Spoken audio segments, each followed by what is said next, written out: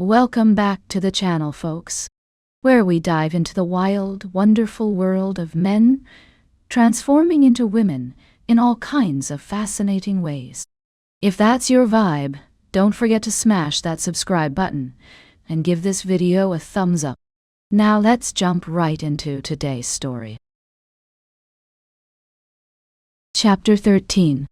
Michael let out a tired sigh as he stepped into his bedroom, shutting the door behind him. It had been a long day, but not in the way he had expected.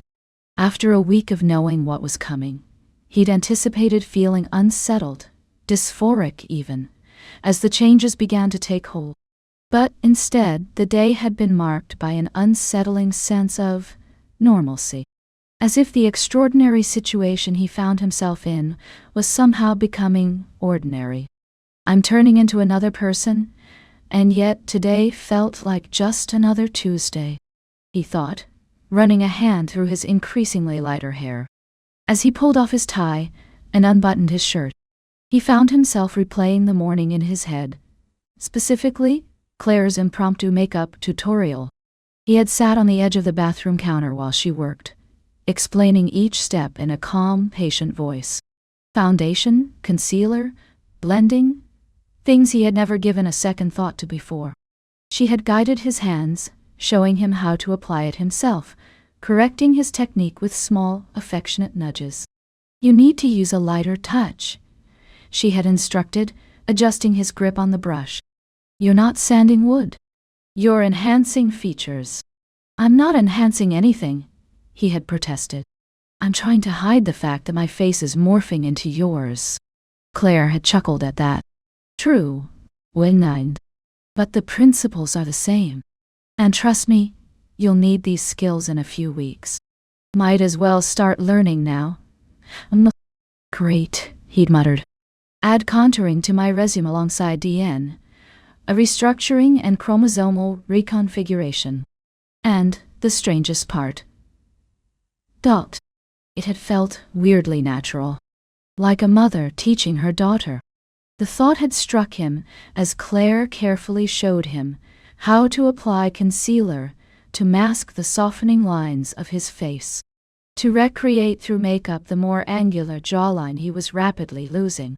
There had been something almost ritualistic about it, an age-old tradition of feminine knowledge being passed down. "You're a natural," Claire had said, stepping back to admire their handiwork. "Most people take months to get the hang of proper blending." "Maybe it's genetic," Michael had joked weakly. "Your makeup skills coming through in my new DNA." If only Claire had laughed. "Though I suppose anything's possible with what we're doing." And the even weirder part, Michael hadn't minded. If anything, he had actually liked it. The quiet intimacy of the moment. The way Claire had smiled at him when he got something right. It had been foreign, yet comforting in a way he couldn't quite put into words. "You know," Claire had said, as she carefully applied powder to set everything in place in some cultures, "this kind of moment, teaching someone how to present themselves, is considered sacred. Passing of knowledge. I'm not sure how to look like you used to before you started turning into someone else qualifies as ancestral wisdom," Michael had replied dryly. "Maybe not," Claire had conceded with a smile. "But it's our version of it." He shook his head as he tossed his shirt into the hamper. That was something to process later. The rest of the day had been just as strange. When they got to work, a few of the women in the office had stopped him in the hallway, tilting their heads as they studied him. "You look good, Michael," one of them had said, frowning slightly. "Did you do something different?" "New skincare routine," another had suggested. "Your complexion is glowing." "Haircut," a third had ventured. "Something's definitely different." He had just laughed it off, mumbling something about better sleep, but their compliments had stuck with him. They knew something had changed, even if they couldn't quite put their finger on it. Women notice everything, he thought ruefully. Maybe that's another skill I'll develop. The ability to spot a new tie or haircut from 50 paces. Then there was his actual work. It had felt easier. Not that his job had ever been particularly challenging for him. But today he had found himself handling multiple tasks simultaneously with a fluidity he hadn't possessed before. Organizing schedules, managing correspondence, prioritizing projects, everything had seemed to flow more naturally. He had mentioned it to Claire during lunch, and she had just smiled knowingly. Women are naturally better at multitasking, she had explained. Your brain is already starting to rewire itself. It's subtle now, but it'll get stronger as time goes on. So I'm getting superpowers after all, Michael had quipped. Just not the kind that involve flying or shooting lasers from my eyes. More like the kind that involve remembering birthdays and noticing when someone needs emotional support, Claire had replied with a laugh. Great, Michael had groaned. All of the responsibility with none of the cool special effects. Michael had just stared at her, then at his hands, his now slimmer, more delicate hands. His hands had been a source of fascination all day. The changes were subtle but undeniable. His fingers longer, more tapered, his palms narrower. His nails seemed to be growing faster too.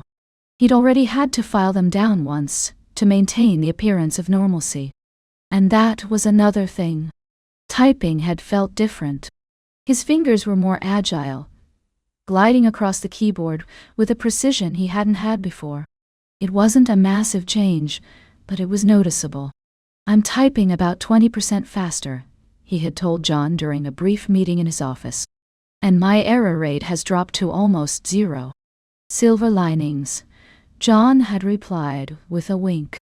Though I might have to renegotiate your salary if your productivity keeps increasing like this. Very funny, Michael had retorted. I'm turning into your wife, and all you can think about is leveraging it for better work performance. What can I say? John had shrugged innocently.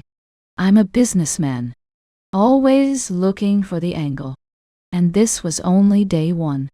The thought was both terrifying and strangely exhilarating. If these small changes were already so noticeable, what would the bigger ones feel like? How would it feel when his body underwent its first major transformation, reshaping his skeletal structure overnight? Shaking off the thought, Michael unbuttoned his pants, letting them slide off before stepping out of them. He grabbed a towel and headed toward the bathroom, glancing at his reflection in the mirror as he passed. Still him. But not really. His reflection showed a person caught between identities. Not quite Michael anymore, but not yet Emma either. His body was slimmer, softer, his features more delicate. The lighting accented the changes, casting subtle shadows that emphasized the new contours of his face. At this rate, the wig will be more Michael than I am by next week, he muttered to his reflection. He dropped his underwear and stepped into the shower, turning the water on and letting the warmth cascade over him. The sensation of water on his skin was different, more intense, more pleasurable somehow. His new, softer skin seemed to register every droplet with heightened sensitivity. Is this how Claire feels all the time?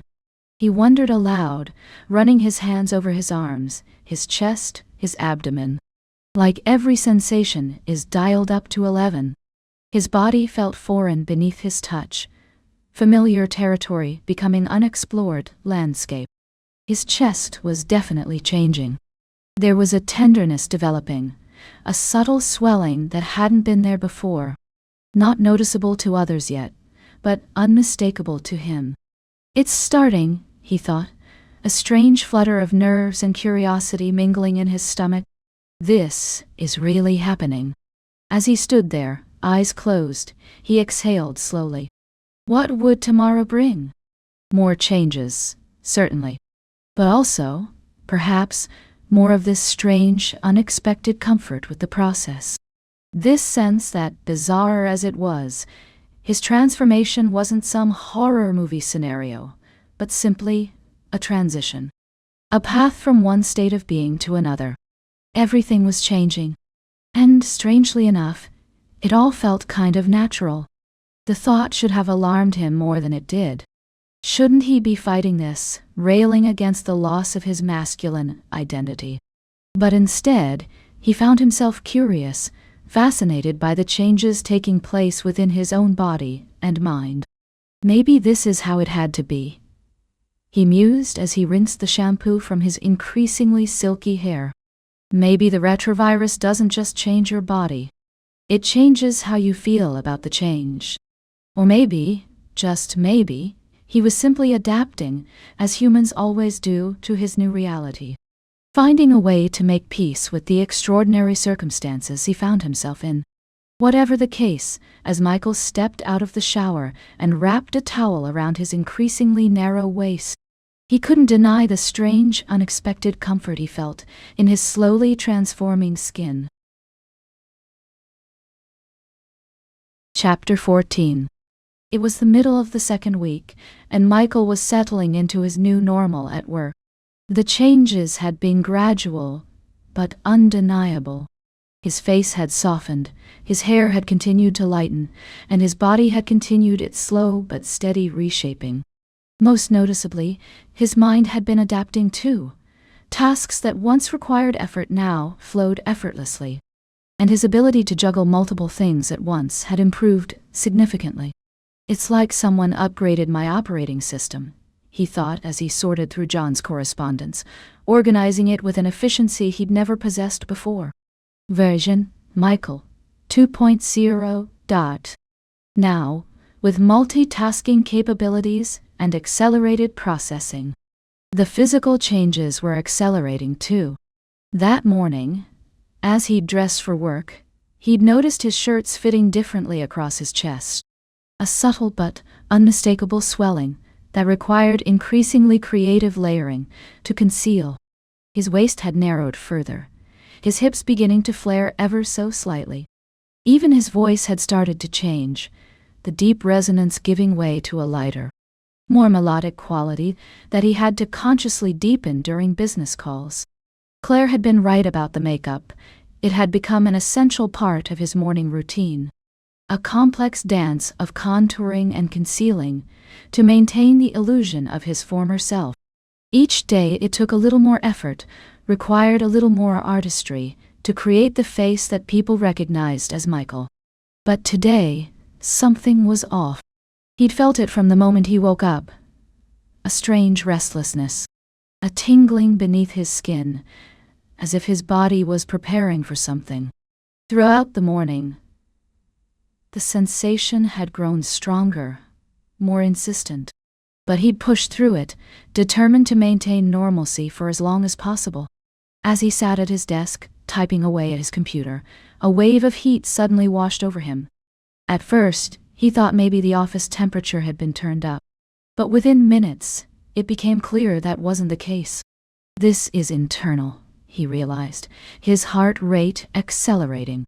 This is coming from inside me. His skin felt clammy, his forehead damp with sweat. His vision blurred slightly as he struggled to focus on the screen. The words in front of him seemed to shift, his brain unable to process them as quickly as usual. Your body will warn you by developing a fever. Dr. Carter's voice echoed in his mind.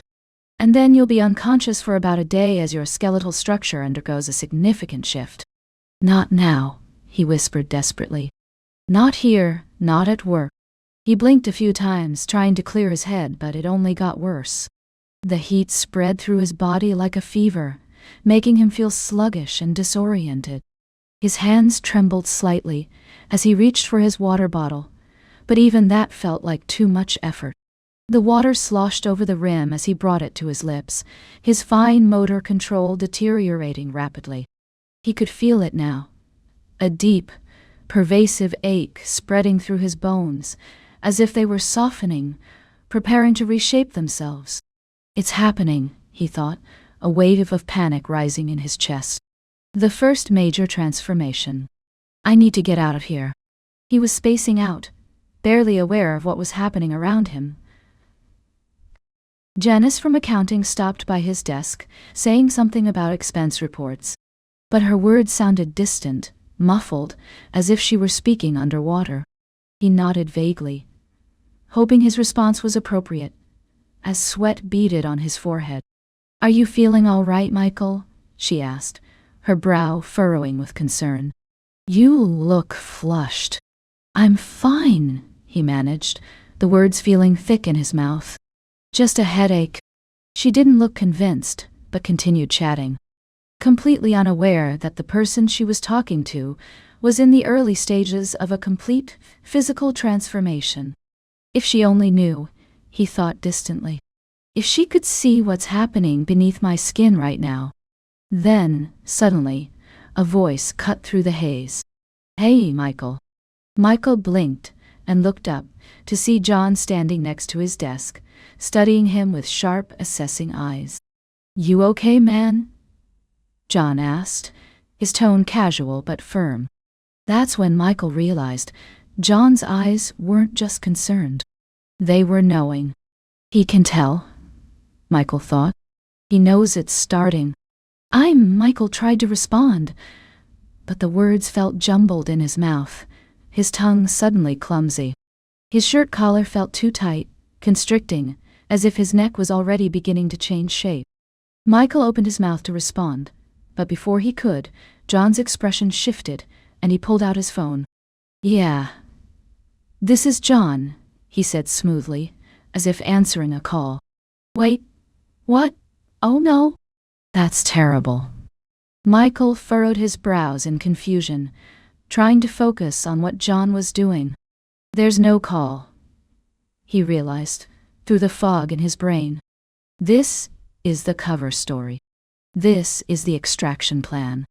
They had discussed this scenario, what would happen if Michael started showing signs of transformation at work.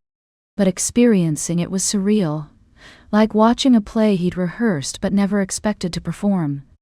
John put a hand on Michael's shoulder, gripping it slightly. "I understand." "Oh, yeah, I'll let him know." His grip was firm, grounding, as if trying to anchor Michael to reality while the fever burned through him. Michael could feel the heat radiating from his skin, could see the momentary surprise in John's eyes at just how hot he was running. Then he turned back to Michael, his face serious. "Hey buddy, I just got a call. It's about your grandmother. Something's happened. You need to leave now." Beneath the professional concern, Michael could see the urgency in John's expression, the silent communication. "This is it. It's happening. We need to get you out of here." Michael, still foggy, took a second to process before realization clicked. This was the warning. John had told him before that if anything like this happened, if he started running a fever or losing focus, he needed to leave immediately. This was the moment they had prepared for. The grandmother emergency, Michael remembered through the haze. My fictional grandmother, having her fictional emergency, so I can start my very real transformation. It's really bad, isn't it? Michael managed to say, playing along despite the thundering in his ears, the burning beneath his skin. "Yeah." John nodded grimly. "You should go now. Family first. Always." Michael swallowed hard and nodded. "Right? Yeah. I should go." He tried to stand, but his legs felt weak, unsteady. The bones themselves seemed to be softening, becoming more pliable. He gripped the edge of his desk for support. "Whoa there," John said, catching his elbow discreetly. "Maybe take it easy." "I'm fine," Michael insisted, though they both knew it was a lie.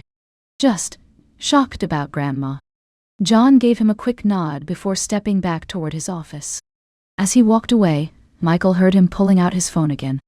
A few seconds later, he caught part of the conversation. "Claire, it's happening. He's burning up.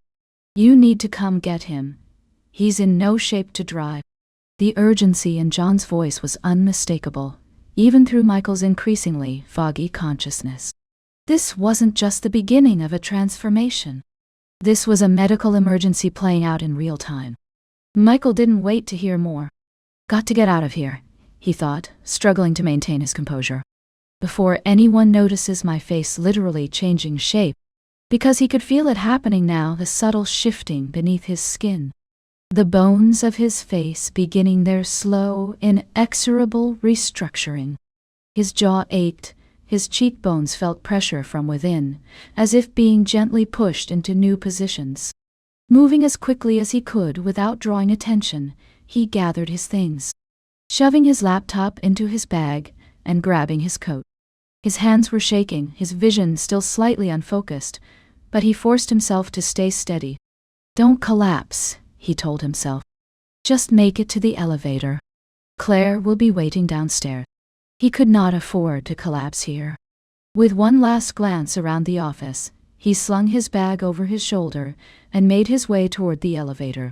Every step felt precarious, his balance increasingly compromised as his center of gravity began to shift. He brushed past Sarah from marketing, who gave him a concerned look. "Michael, you look terrible.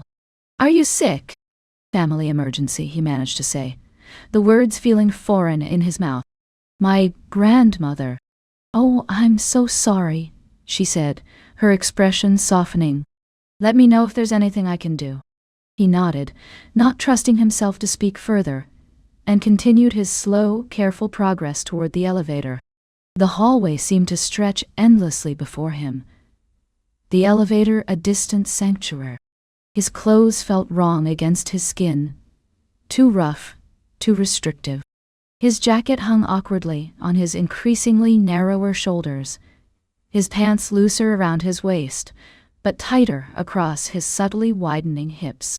"Everything's changing," he thought, the realization both terrifying and somehow exhilarating. "My whole body is being rewritten." As the elevator doors slid open, he stepped inside, his pulse pounding in his ears. His reflection in the mirrored wall showed a face in flux, his features softer, more delicate, his skin flushed with fever. Even through the carefully applied makeup, the changes were becoming impossible to disguise. His hair, now a light brown with distinct golden highlights, fell differently around his increasingly feminine face. No wonder people were starting to notice, he thought, studying his reflection with a detached fascination. "I barely recognize myself." He leaned against the wall of the elevator, feeling the cool metal against his burning skin. The sensation was both relief and torture, his heightened sensitivity making even this casual contact almost overwhelming. This was it. Something big was about to happen. As the elevator descended, carrying him away from his old life and toward his new reality, Michael closed his eyes, surrendering to the transformation that was already well underway. His bones hummed with a strange vibrating energy, preparing for their dramatic reshaping.